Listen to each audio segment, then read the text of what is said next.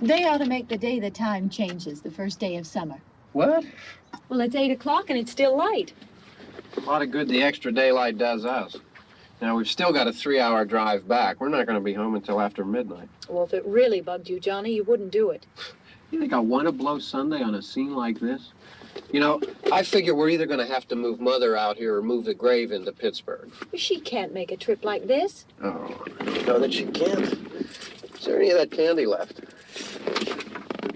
No. Look at this thing. We still remember. I don't. You know, I don't even remember what the man looks like. Johnny, it takes you 5 minutes. Yeah, 5 minutes to put the wreath on the grave and 6 hours to drive back and forth.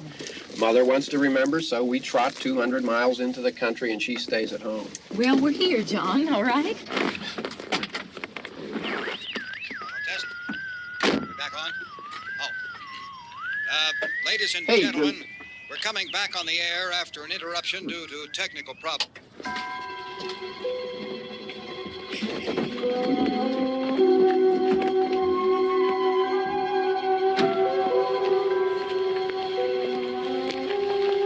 There's nothing wrong with the radio. Must have been the station.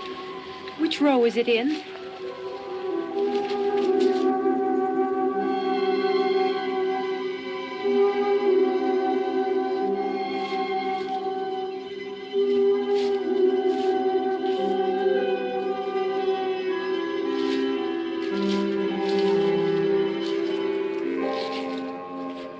Well, there's no one around. Well, it's late. If you'd gotten up earlier. Oh, look, I already lost an hour's sleep when the time changed. I think you complain just to hear yourself talk. There it is.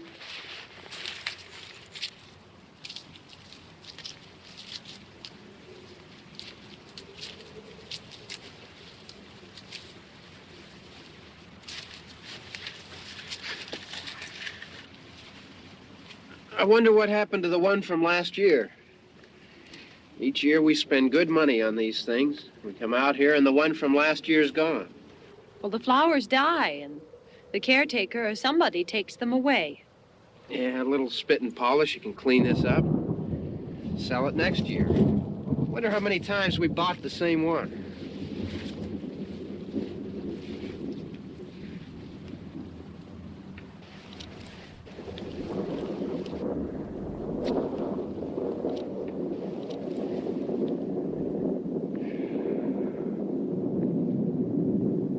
Hey, come on, Barb. Church was this morning, huh?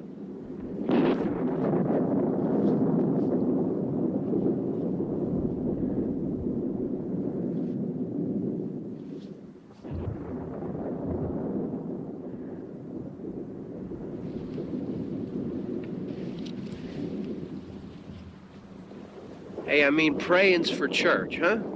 Come on. I haven't seen you in church lately. Well, there's not much sense in my going to church. Do you remember one time when we were small, we were out here? It was from right over there. I jumped out at you from behind the tree, and Grandpa got all excited, and he shook his fist at me, and he said, "Boy, you be damned to hell." Remember that? Right over there. Well, you used to really be scared here. Johnny. You're still afraid. Stop it now. I mean it. They're coming to get you, Barbara. Stop it. You're ignorant. They're coming for you, Barbara. Stop it. You're acting like a child. They're coming for you. Look, there comes one of them now. He'll hear you. Here he comes now. I'm getting out of here. Johnny.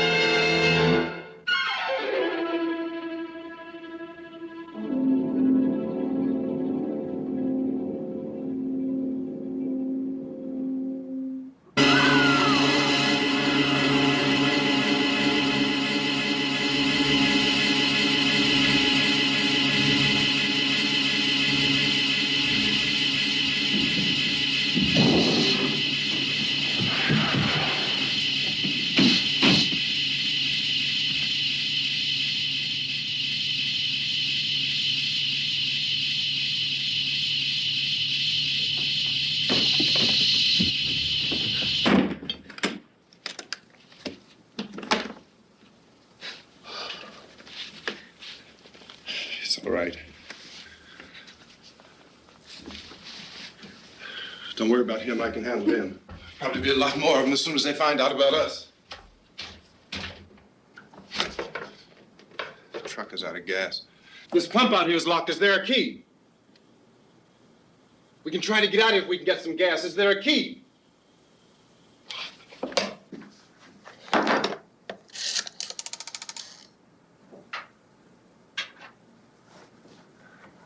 I suppose you've tried this.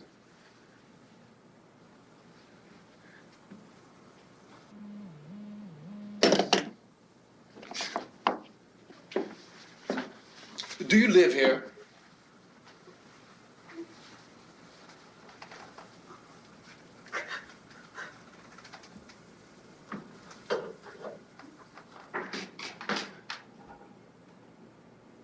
Jesus.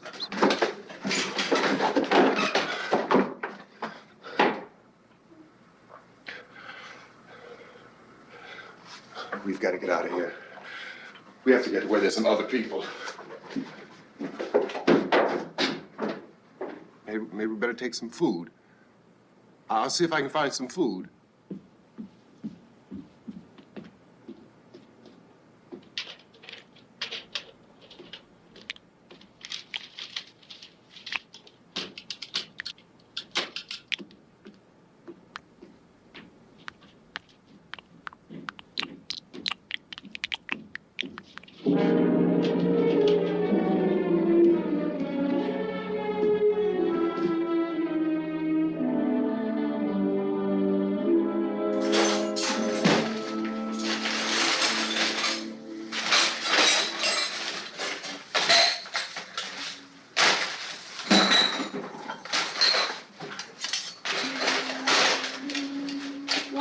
happening? What do you think is happening? What's happening?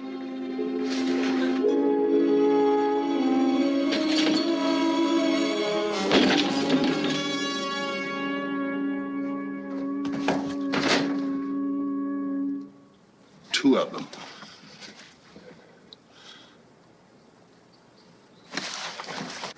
There are two of them out there. Have you seen any more around here? I can take care of those two. I don't I know you're afraid, but we have to... I don't know! I don't know! What's happening?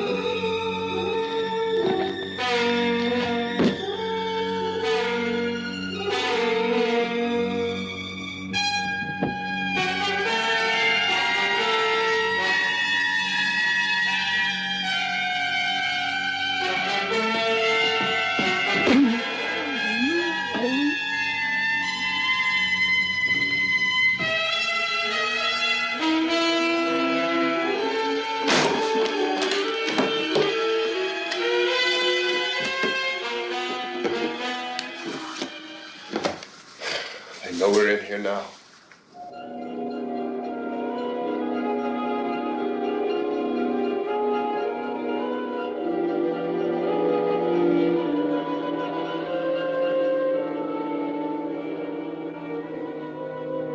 Don't look at it.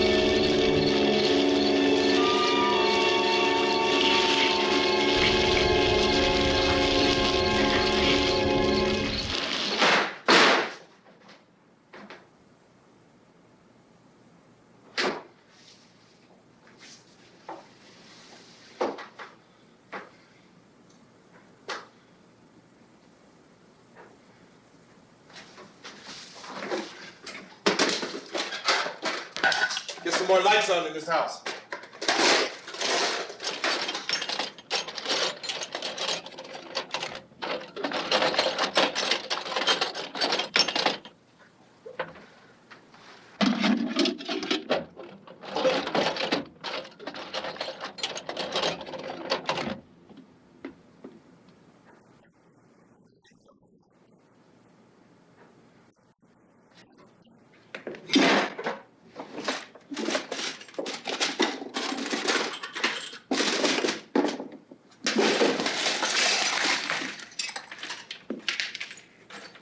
Why don't you see if you can find some wood, some boards, something there by the fireplace, something we can nail this place up.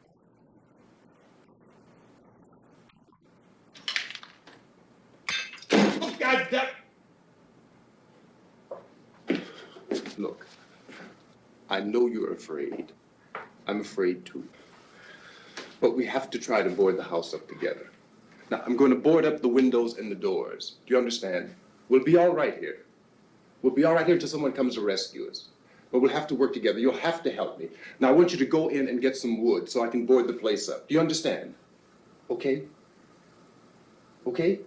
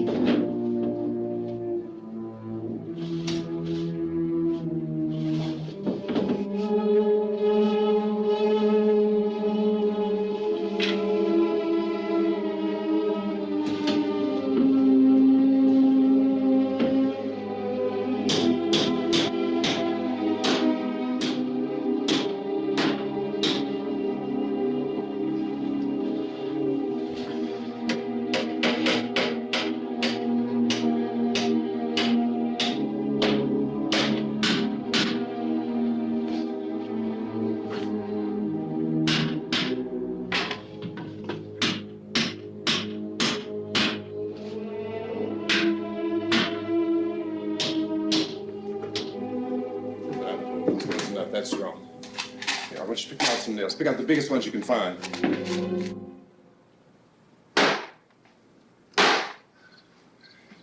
There, this room looks pretty secure. If we have to, we can run in here and board up the doors. Won't be long for those things to be back pounding their way in here. They're afraid now.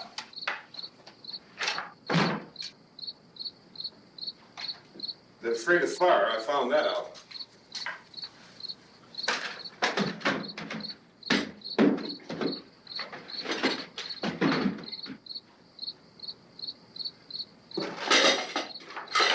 You know a place back down the road called Beekman's? Beekman's Diner?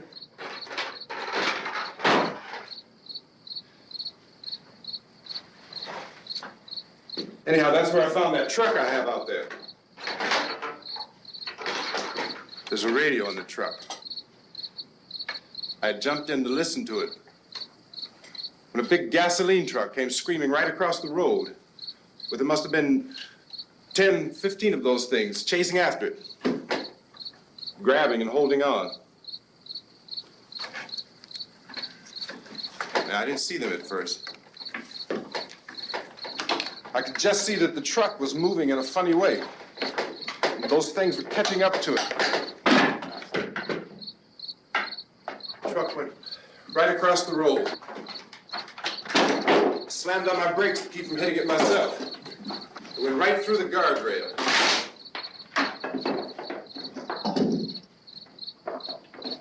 I guess the driver must have cut off the road into that gas station by Beekman's Diner. It went right through the billboard, ripped over a gas pump, and never stopped moving. By now, it's like a moving bonfire. Didn't know if the truck was going to explode or what. Still hear the man screaming.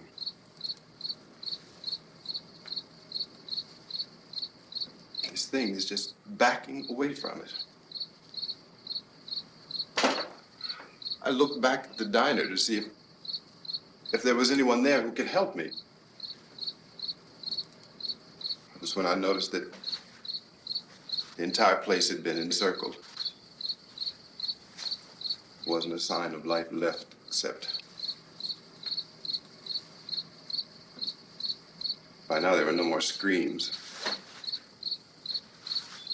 I realized that I was alone with 50 or 60 of those things, just standing there, staring at me. I started to drive. I just plowed right through them. They didn't move. They didn't run or just stood there staring at me. Just wanted to crush them. They scattered through the air like bugs. We were riding in the cemetery, Johnny and me. Johnny.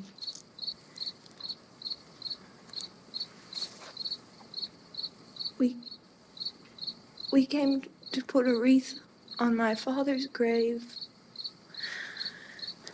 Johnny, and he said, "Can I have some candy, Barbara?" We didn't have any. And, oh, it's hot in here. Hot.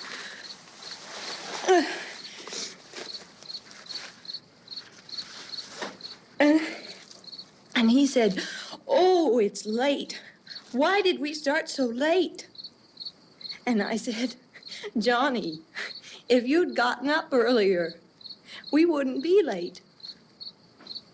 Johnny asked me if I were afraid.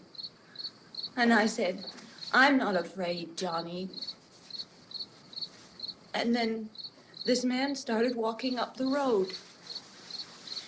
He came slowly, and Johnny kept teasing me and saying, "He's coming to get you, Barbara." And I laughed at him and said, "Johnny, stop it." And then Johnny ran away. And I went up to this man, and I was going to apologize. Why don't you just keep calm? And I looked up, and I said, "Good evening." And he grabbed me. He grabbed me, and he ripped at me. He held me, and he ripped at my clothes. I think you should just calm down. Oh, I screamed, "Johnny! Johnny, help me! Oh, help me!" And he wouldn't let me go. He ripped. And then Johnny came and he ran and he fought this man. And I got so afraid. I ran.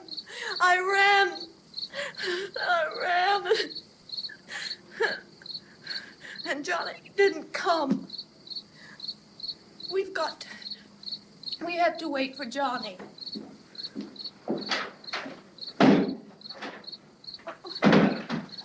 Maybe we better go out and get him. We have to go out and get Johnny. He's out there. Please, don't you hear me? We've got to go out and get him. Please! We have got to go get Johnny! Please help me! Please! Look, don't Don't you know what's going on out there? This is no Sunday school picnic. Don't you understand? My brother is alone. Your brother is dead. No! My brother is not dead. Oh. Oh.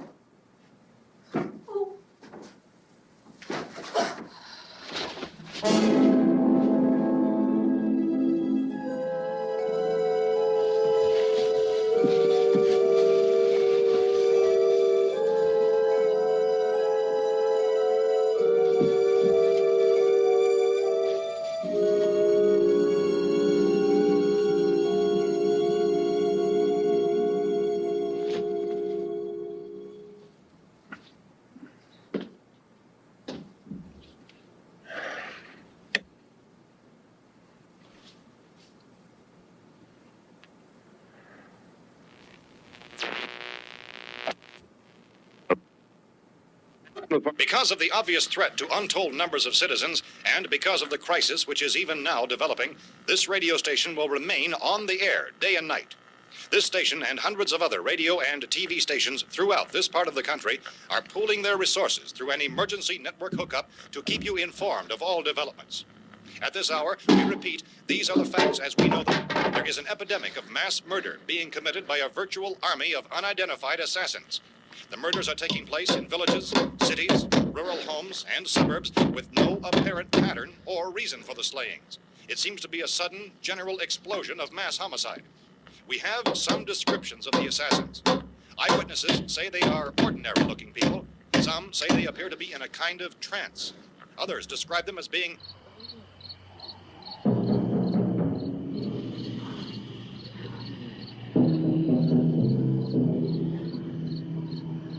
So, at this point, there is no really authentic way for us to say who or what to look for and guard yourself against. Misshapen monsters. Reaction of law enforcement officials is one of complete bewilderment at this hour. So far, we have been unable to determine that any kind of organized investigation is yet underway. Police, sheriff's deputies, and emergency ambulances are literally deluged with calls for help, and the scene can best be described as mayhem. Mayors of Pittsburgh, Philadelphia, and Miami, along with the governors of several eastern and midwestern states, have indicated the National Guard may be mobilized at any moment, but that has not happened as yet. The only advice our reporters have been able to get from official sources is for private citizens to stay in their homes behind locked doors. Do not venture outside for any reason until the nature of this crisis has been determined and until we can advise what course of action to take. Keep listening to radio and TV for any special instructions as this crisis develops further. Thousands of office and factory workers are being urged to stay at their places of employment, not to make any attempt to get to their homes. However, in spite of this urging and warning, streets and highways are packed with frantic people trying to reach their families or apparently to flee just anywhere. We repeat, the safest course of action at this time is simply to stay where you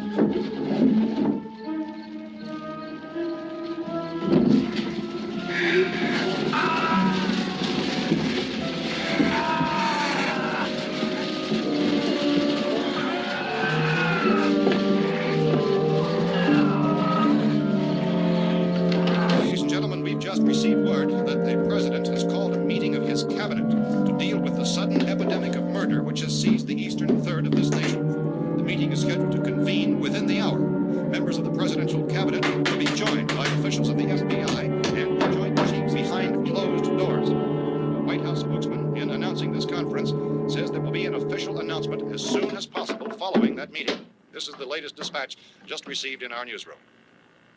Latest word also from National Press Services in Washington, D.C. now tells us that the emergency presidential conference, which we've just mentioned, will include high-ranking scientists from the National Aeronautics and Space Administration. That's the extent of this latest bulletin. Repeating, members of his cabinet, the FBI, the Joint Chiefs of Staff, and scientists from NASA within the hour. All radio and TV stations throughout this part of the country, including the one to which you're listening, have joined their facilities in an emergency network to bring you this news as it develops. We urge you to stay tuned to radio and TV and to stay indoors at all costs.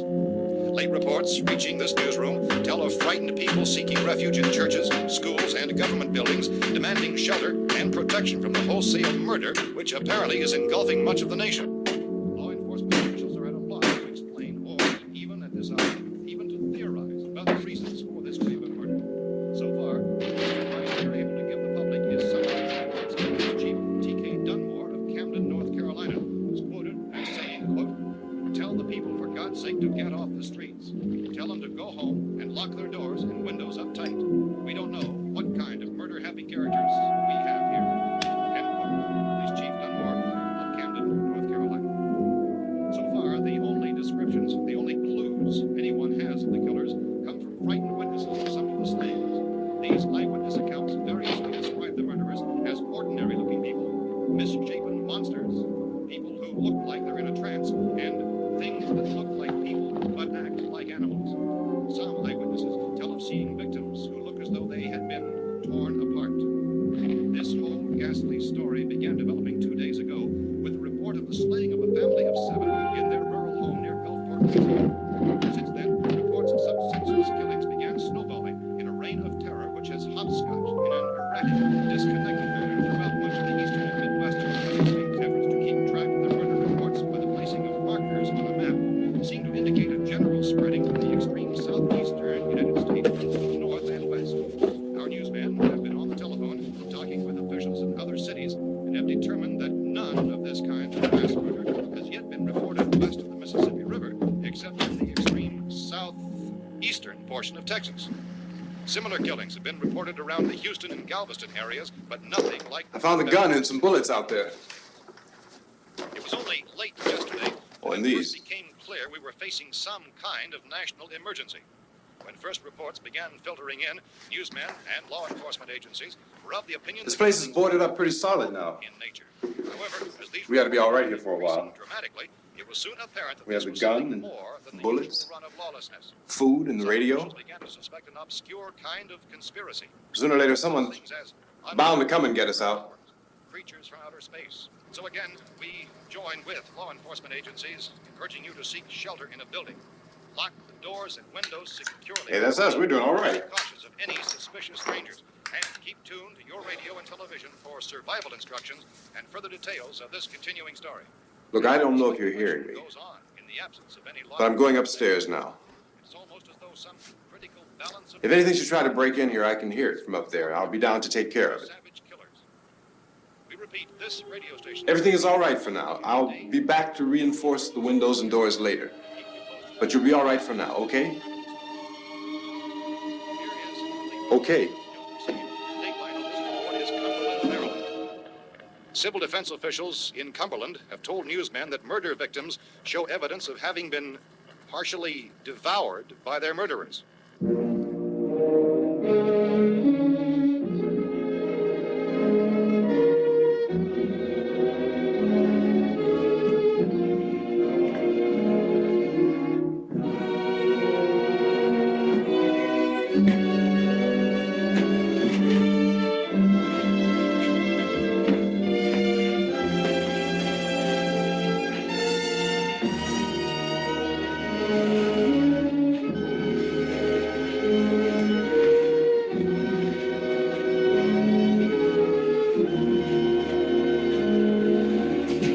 Consistent reports from witnesses to the effect that people who acted as though they were in a kind of trance were killing and eating their victims prompted authorities to examine the bodies of some of the victims. Medical authorities in Cumberland have concluded that in all cases, the killers are eating the flesh of the people they murdered. Repeating this latest bulletin just received moments ago from Cumberland, Maryland, civil defense authorities have told newsmen that murder victims show evidence of having been partially devoured by their murderers. Medical examination of victims' bodies shows conclusively that the killers are eating the flesh of the people they kill. And so this incredible story becomes more ghastly with each report. It's difficult to imagine such a thing actually happening, but these are the reports we have been receiving and passing on to you, reports which have been verified as completely as is possible in this confused situation. It is happening, and it would appear that no one is safe from this wave of mass murder.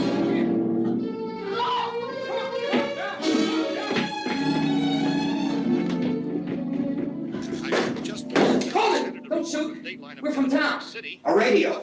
County, Pennsylvania. The Butler County Sheriff has verified that reports of murder victims being partially eaten by their slayers is true. No further details available at this time. However, How long have you guys been down there? I could use some help up here. That's the cellar. It's the safest place. You mean you didn't hear the racket we were making up here? How were we supposed to know what was going on? Could have been those things for all we knew. That girl was screaming. Sure, you must know what a girl screaming sounds like. Those things don't make any noise. Anybody would know somebody if they needed help. Look, it's kind of hard to hear what's going on from down there. We thought we could hear screams, but for all we knew, that could have meant those things were in the house afterward. And you wouldn't come up and help. Well, if there were more of The them. racket sounded like the place was being ripped apart. How were we supposed to know what was going on? Now, wait a minute. You just got finished saying you couldn't hear from down there. Now you say it sounded like the place was being ripped apart. It would be nice if you get your story straight, man. All right, now you tell me. I'm not going to take that kind of a chance when we got a safe place. We luck into a safe place, and you're telling us we got to risk our lives just because somebody might need help, huh? Yeah, something like that. All right, why don't we settle this? Look, mister, we came up. Okay, we're here. Now I suggest we all go back downstairs before any of those things find out we're in here. They can't get in here. You got the whole place boarded up? Yeah, most of it. All but a few spots upstairs. They won't be hard to fix. You're insane. The cellar's the safest place. I'm telling you, they can't get in here. And I'm telling you, those things turned over our car. We were damn lucky to get away at all. Now you tell me those things can't get through this lousy pile of wood? His wife and kids downstairs. The kid's hurt. Well, I still think we're better off up here. We could strengthen everything up, Mr. Cooper. With all of us working, we could fix this place up in no time. We have everything we need up here. We can take all that stuff downstairs with us. Man, you're really crazy, you know that? You got 1,000,000 windows up here. All these windows, you're gonna make them strong enough to keep these things out, huh? I told you, those things don't have any strength. I smashed 3 of them and pushed another one out the door. Did you hear me when I told you they turned over our car? Oh, hell, any good 5 men can do that. That's my point. Only there's not going to be 5 or even 10. There's going to be 20, 30, maybe 100 of those things. And as soon as they know we're here, this place is going to be crawling with them. Well, if there are that many, they'll probably get us wherever we are. Look, the cellar. The cellar, there's only one door, right? Just one door, that's all we have to protect. Tom and I fixed it so it locks and boards from the inside. But up here, all these windows, why, we'd never know where they were going to hit us next. You got a point, Mr. Cooper. But down in the cellar, there's no place to run to. I mean, if they did get in, there'd be no back exit. We'd be done for. We can get out of here if we have to. And we got windows to see what's going on outside. But down there with no windows, if a rescue party did come, we wouldn't even know it. But the cellar is the strongest place. The cellar's a death trap. I don't know, Mr. Cooper. I think he's right. You know how many's out there? I don't know. Maybe 6 or 7. Look, you two can do whatever you like. I'm going back down to the cellar, and you better decide. Because I'm going to board up that door, and I'm not going to unlock it again no matter what happens. Now, wait a minute, Mr. Cooper. No, I'm not going to wait. I've made my decision, now you make yours. Now, wait a minute. Let's think about this. We can make it to the cellar if we have to. And if we do decide to stay down there, we'll need some things from up here. So let's at least consider this a while. If you box yourself in this cellar and those things get in the house, you've had it. At least up here you have a fighting chance. Yeah, it looks like about 8 or 10 out there now. There's more than there were. There are a lot out back, too.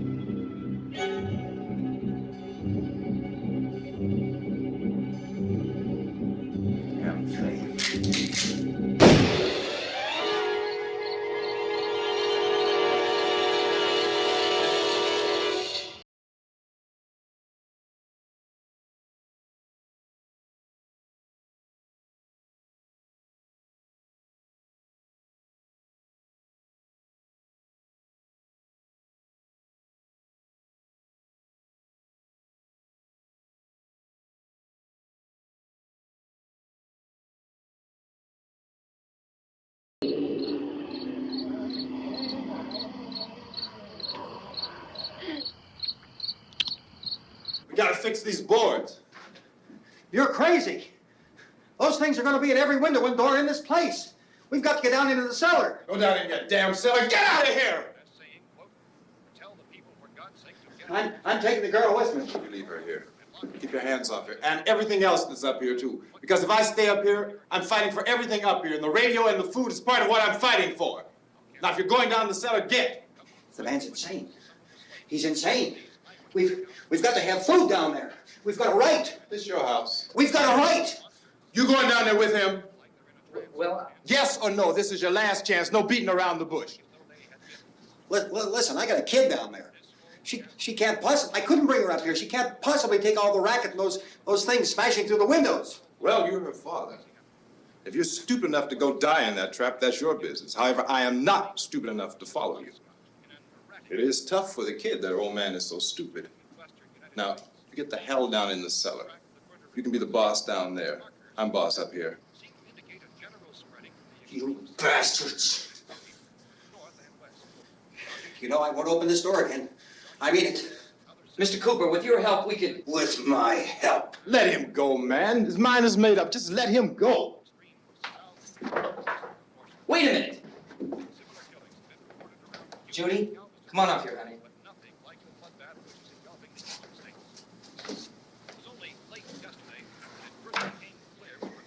You're gonna let them get hurt too, huh? It's all right, honey. Go ahead.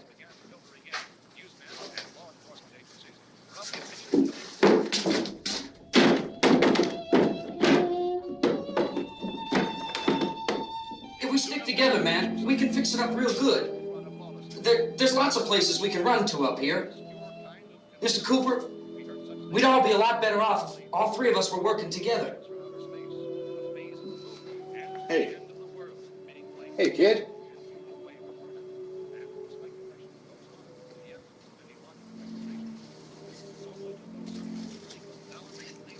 He's wrong, you know. I'm not boxing myself in down there. We repeat, this radio station will remain on the air day and night. Well, we're safe now. It's boarded up tight. What about Tom and Judy? They want to stay up there, let them. There are two other people upstairs, a man and a girl. We heard you screaming. Yeah, but I didn't know who they were, and I wasn't about to take any unnecessary chances. Of course not, Harry.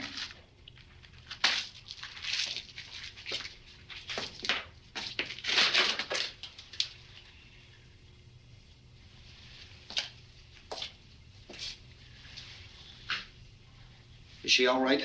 I don't know what it is. She feels warm. Maybe it's shock. Where'd you get the bandage? Some laundry in a basket. I tore a sheet.